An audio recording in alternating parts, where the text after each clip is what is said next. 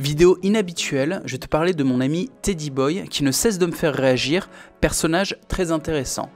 Je te récapitule un petit peu les derniers épisodes. L'historique c'est quoi? Il s'est fait une audience en faisant une radio libre qui a très bien marché, il pouvait faire 1000 vues simultanées en direct. Ensuite, il s'est lancé dans un projet de bande dessinée qui s'appelle En attendant le goulag. On a découvert un excellent dessinateur, un super scénariste, mais il n'est pas arrivé au bout de son projet et il a fini, de manière un peu déprimante, par proposer de rembourser les gens qui lui avaient fait une avance pour la BD. Et ça m'avait rendu fou parce que les gens qui lui avaient fait une avance, c'était pour le soutenir. Et Teddy, depuis plus d'1 an, bossait sur le projet, il avait déjà pondu un paquet de pages. Ok, il aurait pu garder le pognon et livrer même une version PDF du truc en disant « Désolé, j'en peux plus ». Il aurait pu changer les deadlines, trouver un compromis. Son audience, de toute façon, était de son côté, ça se passait bien. Il n'y a pas besoin de rembourser les gens, ça me faisait péter un plomb. Surtout que ça représentait une grosse somme pour Teddy, alors que pour son audience, bon, bah, chacun avait mis 20, 30 balles quoi.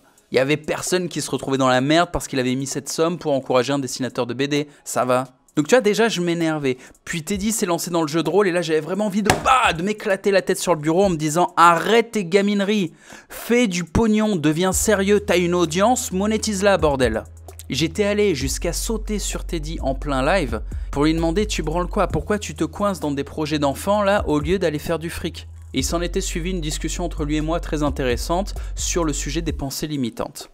Si t'as pas vu cette discussion, elle est disponible en vidéo, je t'ai mis un lien en description, regarde.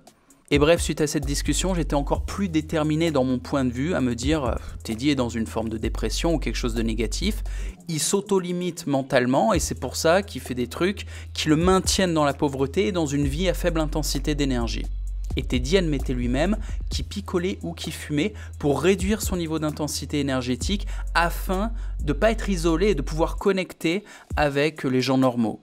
Parce que oui, évidemment, Teddy, tout comme moi, on a un niveau d'intensité énergétique, on a une vitesse cognitive qui fait que si on ne pose pas un fil sur ce qu'on exprime, bah très rapidement on se retrouve isolé. Alors moi j'ai fait le choix d'accepter l'isolement, de me dire c'est pas grave. Et je vais pas descendre au niveau de la masse juste pour me faire des potes, je m'en bats les couilles. Et puis en vrai, même quand tu as beaucoup d'énergie, si tu fais le travail pour créer des relations de réseau, eh ben tu trouves des réseaux d'élite et c'est possible d'interagir avec des gens qui ont beaucoup d'énergie. J'ai pas dit des gens qui sont riches, non ça ne suffit pas. Des gens qui ont beaucoup d'énergie et qui l'ont exploité intelligemment, c'est des gens qui ont du pognon, un gros niveau de liberté, la santé physique, les femmes, etc.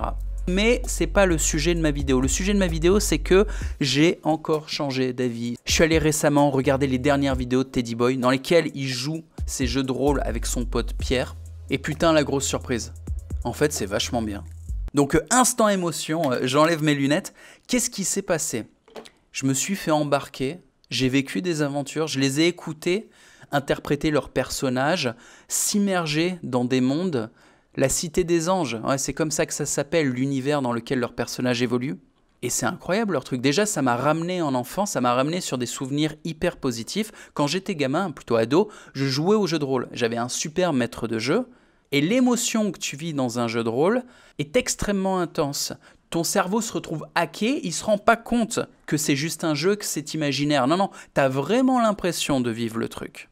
Et c'est incomparable avec un jeu de plateau ou un jeu vidéo, il y a zéro limite. C'est un monde ouvert, avec les images générées par ton imagination. Alors j'ai sans doute une bonne imagination, c'est peut-être pour ça que je le vis aussi intensément. Si tu fais vivre un jeu de rôle à un débile, peut-être qu'il se passera rien, mais putain, moi en tout cas c'est pas juste des images. C'est des odeurs, c'est des sensations, c'est des grosses émotions. Au cours des parties, on voit tout le génie scénaristique de Teddy et son pote Pierre est bon, hein, respect à toi. Pierre, quand tu joues des personnages, t'es vu rentrer en transe dedans. Quand tu fais maître de jeu, t'arrives à créer un bon univers. Et ça m'a scotché le cul au point que je fasse une vidéo de promo pour le contenu de Teddy, alors que j'ai rien à y gagner, il n'y a pas de lien d'affiliation, je sais pas quoi. Vous savez que je fais jamais ça. Moi, je suis là pour la thune.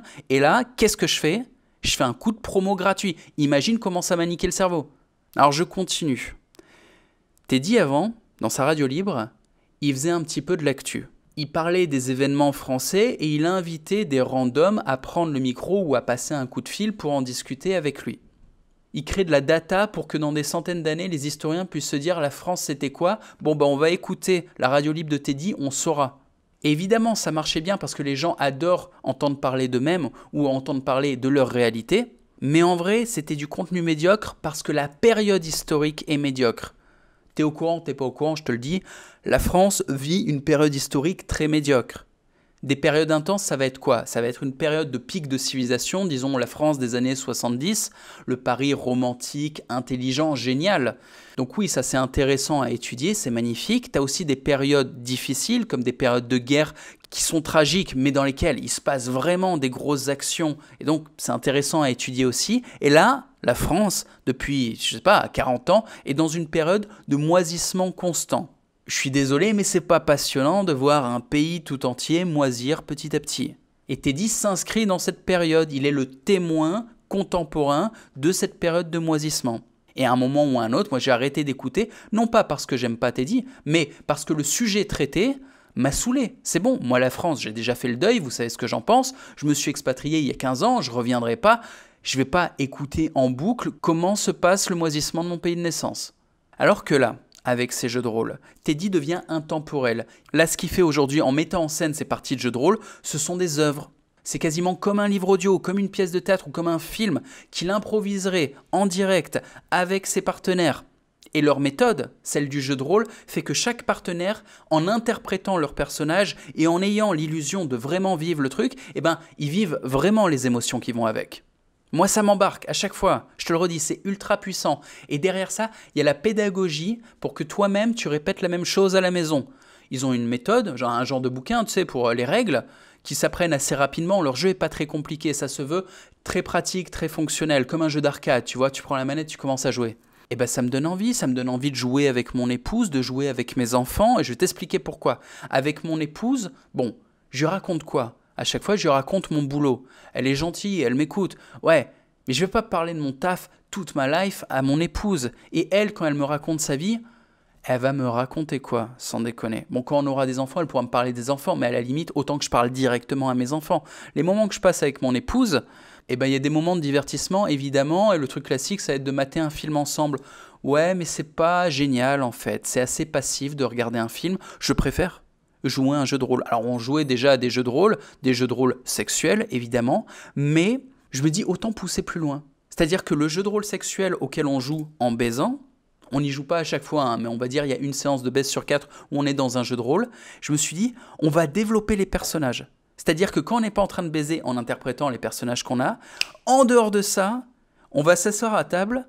Et j'ai envie de développer son personnage. Elle joue un personnage qui s'appelle Christina, et j'ai envie de développer ce personnage en jeu de rôle, et je suis sûr que ça va être très amusant. Et surtout, je veux qu'elle apprenne pour pouvoir faire des jeux de rôle avec les enfants. C'est un outil pédagogie incroyable parce que les enfants, tu peux leur faire jouer tout type de caractère, tout type de situation. Ils auront la sensation et l'illusion de vraiment vivre ces sensations. Ils pourront faire des choix grâce au système un petit peu de dés, de chance, de stratégie. Et bien en fait, ça marche quasiment comme une simulation de réalité. Et Teddy Boy, il a fait un jeu de rôle qui n'est pas un heroic fantasy. C'est pas des chevaliers avec des épées, des pouvoirs magiques ou un délire à la cyberpunk avec des flingues du futur. Non, c'est que des trucs très réalistes, mais qui peuvent partir dans des délires pas possibles. Et au final, ça peut initier au commerce, à la négociation, à la création de projets artistiques, entrepreneuriaux, aux relations amoureuses, à tellement de choses. Donc plutôt que de faire des leçons chiantes aux gamins, on lui fait faire un jeu de rôle dans lequel il va vivre des expériences liées au sujet sur lequel on veut lui faire de l'enseignement. Putain, mais c'est génial comme méthode pédagogique. C'est ultra avancé, je sais pas si tu te rends compte. Mais non, évidemment, tu te rends pas compte, donc va voir les vidéos de Teddy Boy, je t'en ai mis 2 en lien. Et pour te le vendre, je te dis un truc, c'est ultra divertissant. Tu vas t'écouter ça comme un podcast audio, tu vas rire, je te le dis, tu vas te marrer. Et quand ça va terminer, tu vas être dégoûté en mode « Merde, je voulais la suite ». Moi, c'est comme ça que je me suis senti à chaque fois, je voulais la suite. C'est tout pour cette vidéo, j'espère que ça t'a intéressé. Si c'est pas le cas, c'est pas grave. Cet espace, ma chaîne YouTube, reste un espace de liberté totale. Ça n'est pas mon activité principale, donc j'en fais absolument ce que je veux et je compte bien l'utiliser pour me faire plaisir. De manière générale, je pense que ça a quand même de la valeur parce que je te partage des trucs qui m'ont touché et sur lesquels j'ai réfléchi 2 secondes. Dis-moi ce que t'en penses en commentaire et au sujet de Teddy et de sa relation à l'argent et à la puissance, t'en fais pas. Teddy est un ami, je lâche pas le morceau, je ferai en sorte que cet homme finisse riche, puissant et en bonne santé. Parce que c'est un copain et je souhaite son bonheur ainsi que sa puissance. La puissance est toujours nécessaire.